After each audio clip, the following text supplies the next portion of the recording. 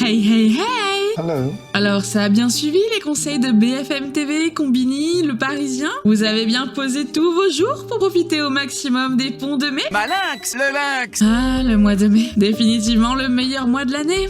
Sauf quand les jours fériés tapent des dimanches. Là, c'est... Et si certains mettent ces jours de repos à profit en faisant du rangement, en sortant ou en préparant leur summer body, il y a les autres glandus qui, comme moi, préfèrent rentrer dans une phase de déni et se poser devant un écran.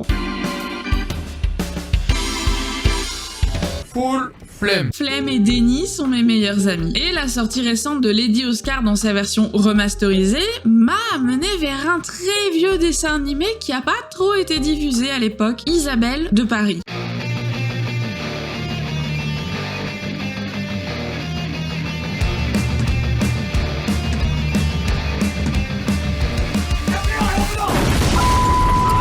Je préfère vous prévenir tout de suite, j'ai galéré à trouver les épisodes en français et les rares que j'ai trouvés sont dans une qualité dégueulasse. Donc pour simplifier, on va prendre la version originale sous-titrée en français d'une qualité moyenne mais suffisante pour être regardable. Il y a eu une époque où la France fascinait par son histoire. Elle a inspiré beaucoup de dessins animés et si on pouvait y ajouter une petite touche de romance, eh ben on se retrouvait avec des dessins animés comme Lady Oscar, dont on a déjà parlé, La Tulipe Noire, il y en a plein d'autres, dont fait partie Isabelle de Paris. On est en 1870, sous le Second Empire, au début de la guerre franco-allemande ou franco-prussienne, et on suit la vie d'Isabelle, une fille de bonne famille, les Rostaing. Elle est la petite dernière d'une fratrie de 3 enfants, sa sœur Geneviève est promise à un membre haut gradé de l'armée française.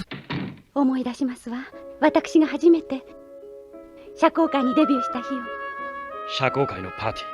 フランスは今戦争の真っ最中だというのに。あなたたち地主や金持ちのやることはわからない。でもジュール、人を愛する気持ちに変わりはありませんわ。Non, pas lui. Lui, c'est Jules, le prof de piano. Lui, c'est son futur époux, Victor. Oh mince! Et leur frère, Andrea, qui est lui aussi engagé dans l'armée française. Et leur frère Andrea qui était engagé dans l'armée française. Aujourd'hui, Isabelle fête ses 15 ans et bien qu'elle a toujours été considérée comme un garçon manqué, à 15 ans ça veut dire faire son entrée à la cour, assister à des bals, porter des beaux vêtements, trouver un futur mari et qui de mieux que le fiancé de sa sœur pour sa première danse. イザベルにとっては夢のようなひとときでした。イザベルは姉ジュネビエーブの婚約者ビクトルに Bon, lui, visiblement, il est pas parti pour épouser la bonne sœur. Hein. T'es pas drôle, tu fais même pas rire. Victor cède sa place à Jean, le plus gros forceur de l'histoire. Jean, c'est un ami d'enfance d'Isabelle qui, quand il a 8 ans, il a décidé qu'il épouserait Isabelle et que quoi qu'elle dirait, il lui poserait la question jusqu'à ce qu'elle accepte, et ce, plusieurs fois par jour. そんなのないよ。イザベルは僕のお嫁さんになるんだ。あ、失礼なこと言わないで。Pas de violence, c'est les vacances. La fête bat son plein, Victor déclare à Monsieur Rostaing qu'à son retour de la guerre, il a bien l'intention d'épouser Geneviève. Et ça ne devrait plus tarder, la guerre est gagnée. 社交界は華やかに見えても、今フランスは戦争をしているんです。だがこの戦争はフランスの勝ちに決まっとるんじゃろ。 A few moments later. 我が皇帝ナポレオン3世はプロイセン軍の捕虜になられた。静かに。プロイセン軍はパリに向け進撃を開始した。パリは危機に瀕している。早急な対策が必要です。 Bon, le mariage c'est pas pour tout de suite. C'est après la fuite de tout le monde qu'Isabelle découvre sa sœur dans les bras de son amant. お姉様はビクトルとイザベル、これはどうしようもないことなの。私はジュールをやめて。ビクトルがかわいそうよ。 Super soirée pour Isabelle, joyeux anniversaire hein. Nous te souhaitons un joyeux anniversaire. Bon, après, si on est pragmatique, Victor, il est plus ou moins libre, en fait. Il y a peut-être moyen de récupérer le bonhomme, hein. Beauf de France. Au lendemain de la nouvelle, la famille Rostaing réfléchit à fuir Paris et Andrea, le fiston mort au combat, nous revient finalement indemne pour leur donner des nouvelles du front. Surprenamment, les nouvelles ne sont pas très bonnes. Il faudrait partir vers leur domaine à Versailles. Mais c'est pas la priorité. Non, parce que ça serait bien qu'on règle l'histoire du mariage, parce que... 時にビクトル君、ジュネビエーブともしばらく会えなくなる。どうだろう、形だけでも結婚式を済ませたらと思うんだが。結婚？こんな時期にですか？こんな時だからこそだ。若い人は無茶をしたがる。今が潮時かもしれんぞ。ベルサイユに行って知らない間に妹に変な虫がついたらどうする気だ。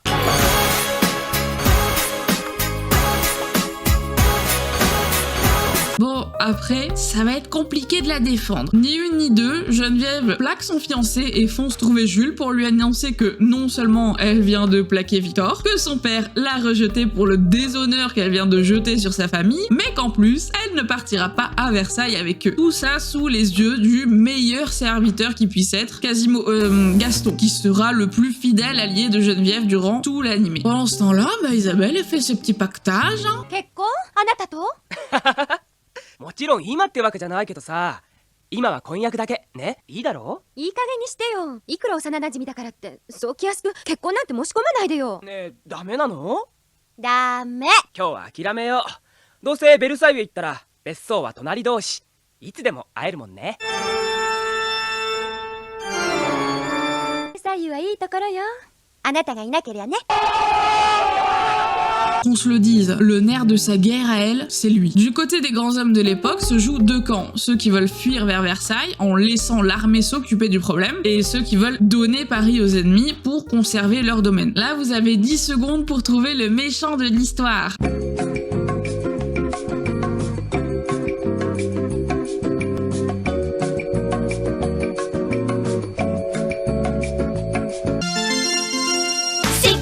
Me demandez pas pourquoi il est vert. Lui, c'est Monsieur Thiers. Et entre son appartement haussmannien et la sécurité du peuple, il choisit les moulures au plafond. Les calculs sont pas bons, Kevin. Un homme sensé. Le peuple est évidemment pas informé de cette stratégie de lâche et se prépare à combattre avec les moyens du bord.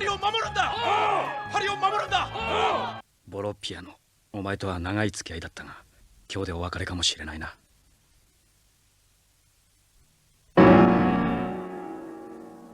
ジュールのピアノは夜明けまで鳴り続け、そして誰もが寝つかれぬ夜でした。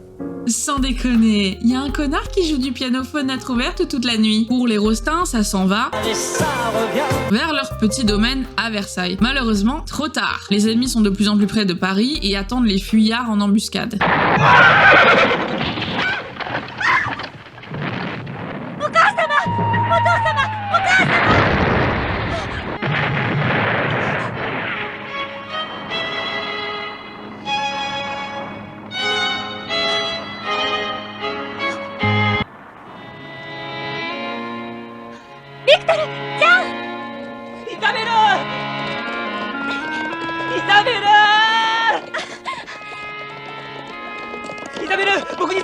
Nope.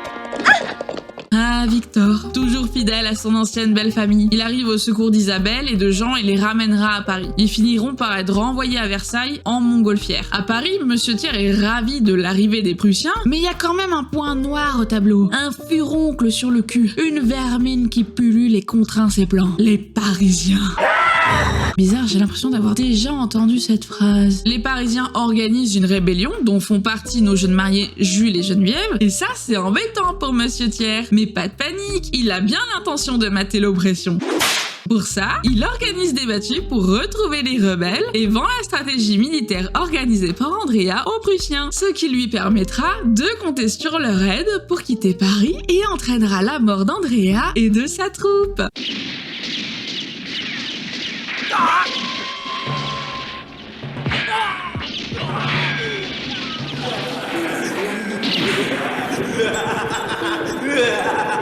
Les Rostins apprennent pour la seconde fois la mort de leur fils. Ouais, c'est très triste. Mais ça m'a fait réfléchir. Et Monsieur Rostin décide de marier Isabelle à Jean. お前はロスタン家に残された最後の望みなんだ、イザベル。ジャン・クレマンの家は名門だよ。Oui, sa gestion des problèmes est intéressante. Il a un grand sens des priorités. C'est d'ailleurs pour son sens moral que les rebelles le contactent pour l'avertir de la vraie nature des ambitions de Thiers. Et ça passe par une lettre écrite de Geneviève, remise à Isabelle par Gaston. Pourquoi je le précise? On en reparlera plus tard. Dans sa lettre, Geneviève demande à Isabelle d'aller en Angleterre pour demander de l'aide à un dénommé Martin Schmid. Alors, on active le mode garçon, adieu la longue chevelure et bonjour pantalon, c'est parti pour le pays des Cargis. Tout en étant poursuivi par la créature de Frankenstein. Alors oui, je crois qu'on manquait un peu d'inspiration sur les méchants. Je veux dire, il y en a un, il est vert. Lui, il ressemble vraiment beaucoup à la créature de Frankenstein, même si ici, il s'appelle Karloff. Bon, je vous passe le nombre de fois où Jean sauve Isabelle du monstre, parce qu'évidemment, il l'a suivi, et heureusement. Et quand c'est pas Jean qui la sauve, c'est Gaston, le fidèle serviteur qui est parti en Angleterre pour s'assurer qu'elle allait survivre. Est-ce que ça n'aurait pas été plus simple de juste envoyer Gaston? Alors là, tu chipotes. Je demande, hein, c'est juste pour un ami. Gaston les sauve des panthères, les sbires de Thiers, et il les sauve avec le soutien du gang des chauves-souris mené par le comte Chauve-souris.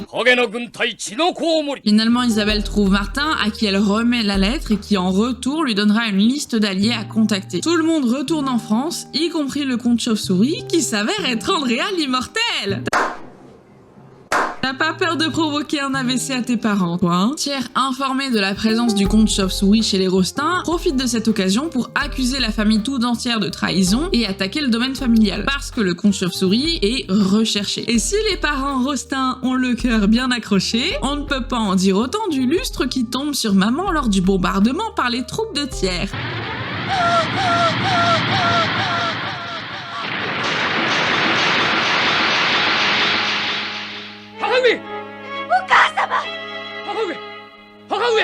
La maison commence à brûler, le père d'Isabelle refuse de laisser sa femme ici et meurt avec elle. Gaston, le serviteur suprême, ouvre un passage secret par lequel Andrea et les autres chauves-souris s'enfuient, tandis que Victor et Isabelle sortent ensemble de la maison comme les derniers survivants des lieux. Et là, je me permets une petite pause. Si vous faites partie des rares qui ont vu cet animé à la télé en 80, eh ben vous avez sûrement jamais vu la fin. Les 2 derniers épisodes, ils ont jamais été doublés et diffusés à la télé parce qu'ils étaient considérés comme trop violents. Et même dans la cassette VHS, cette chose, le dernier épisode, il apparaît pas pour les mêmes raisons. Après la mort de ses parents, il ne reste à Isabelle rien de Versailles, ce qui l'oblige à retourner sur Paris, dans le seul domaine qui reste à sa famille. Elle ne sera pas seule puisque Jean décide d'abandonner les siens pour la suivre. Quant à Victor, il rejoint le camp des rebelles après avoir refusé d'exécuter un ordre de Thiers tiré sur la population. Le 21 mai 1871 marque le début du massacre de l'insurrection. L'armée de Versailles passe à l'offensive et tire sur la population. Isabelle est d'abord sauvée par Victor qui, en la secourant, meurt sous les balles des tireurs. Ses dernières pensées iront pour son ancienne promise, Geneviève, qui n'a jamais cessé d'aimer. Geneviève, de son côté, a transformé la maison familiale en hôpital clandestin et elle mourra en défendant son hôpital, suivie de Gaston et Jeanne, les 2 derniers serviteurs de la famille. Jules, son mari, est quant à lui capturé et fusillé pour ne pas avoir vendu l'emplacement de la base rebelle. Andrea se donne pour mission de retrouver Thiers et d'en finir avec lui. Malheureusement, il sera abattu de plusieurs balles sans avoir réussi à atteindre sa cible. Il rejoindra sa femme qui s'est elle-même sacrifiée pour ne pas divulguer la stratégie des rebelles. Avant de mourir, Andrea avait pu revoir Jean et Isabelle et leur indiquer une base qui résiste encore, le cimetière Père-Lachaise. 16歳の僕が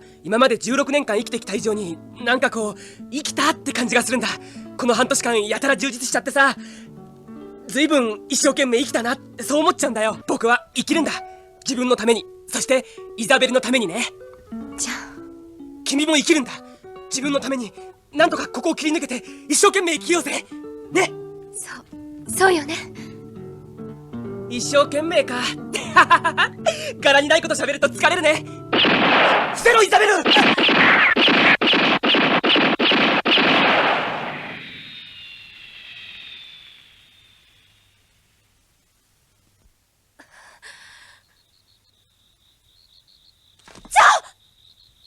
暑いな。イザベル、生きようなんて僕ちょっと甘かったみたい。嘘、姉ちゃん冗談やめて。あなたが死ぬはずないわ。好きよじゃん。だっていつも一緒にいたじゃない。嘘だい、無理すんなよ。アデュー。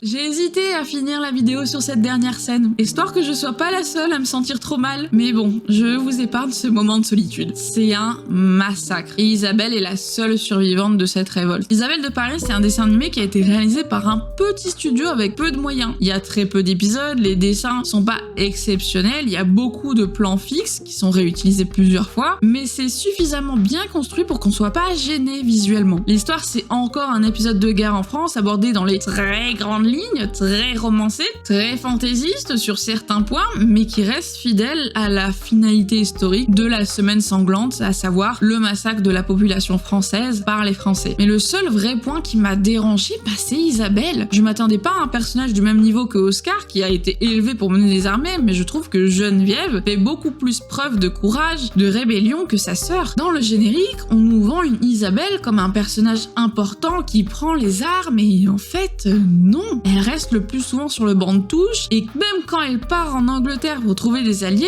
elle arrête pas de se plaindre. Et encore, il y a Jean qui lui dit qu'elle ne peut plus se plaindre, elle l'est plus, la jeune fille de Versailles, c'est fini tout ça. Et j'entends qu'elle a que 15 ans, qu'elle est très jeune, mais ça ne colle pas avec le personnage principal qu'on nous vend dans le générique. Les moments où elle fait preuve de courage, c'est pas très exploité finalement. C'est même parfois éclipsé par des « Oh, Victor a pas remarqué ma nouvelle robe » quand elle est en train de recoudre une montgolfière. Et Jean, qui d'ailleurs est présenté comme un pleurnichard, le dernier des braves, il en fait beaucoup plus aussi. En plus, ça devient même un personnage plutôt attachant. Mais du coup, c'est vraiment ce que j'ai trouvé le plus dommage dans le dessin animé, c'est le personnage principal, il est pas spécialement intéressant. Alors je suis pas sûre que ce dessin animé, du coup, il parle à beaucoup, puisqu'il a pas été trop exposé, pas trop divulgué, et puis il est difficile à trouver en français, mais j'avais quand même envie de vous le présenter. Je vous remercie d'avoir regardé la vidéo, j'espère qu'elle vous aura plu. N'hésitez pas à me dire en commentaire si vous connaissiez l'animé, et même si vous l'aviez vu à la télé, et on se dit à la prochaine. See you!